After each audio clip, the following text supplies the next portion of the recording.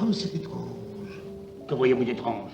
Croyez-moi, sire, votre fils sera le plus fort. Ce sera un géant. Il ne mourra pas. Le Salon des Arts Divinatoires ouvre à Paris, et en cette période politique incertaine, toutes les prédictions sont ouvertes. Comme ici en 1973, la vie en rose pour le locataire de l'Élysée. Le président de la République demandera par référendum au peuple de France un régime purement présidentiel. Ce référendum sera un succès pour M. Pompidou.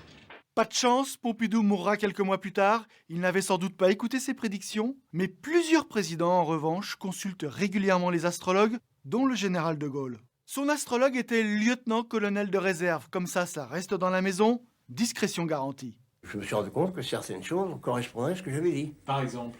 Oh ben, certaines choses par rapport à certains ministres, etc. Mais je peux pas vous dire, là, c'est encore autre chose, ça. Mitterrand, lui, c'était plutôt Elisabeth Tessier. En 2000, l'astrologue publie le contenu de ses conversations avec le président. Je l'ai vu par les faits, si vous voulez, qu'il avait tenu compte de mes conseils ou de mes suggestions, puisqu'après, je voyais qu'il parlait aux Français tel jour, ou qui était un des jours que je lui avais signalé comme étant bon. De l'autre côté de l'Atlantique, dans les années 80, Ronald Reagan est président des États-Unis, mais c'est sa femme, Nancy, qui gère l'agenda, lui-même calé sur les astres. C'est la bonne conjonction des planètes, de Vénus et de Jupiter en particulier, qui a déterminé en novembre dernier l'heure, à la minute près, de la signature de l'accord entre Ronald Reagan et Mikhail Gorbatchev. En 1999, un député socialiste avoue devant la caméra qu'il consulte une astrologue.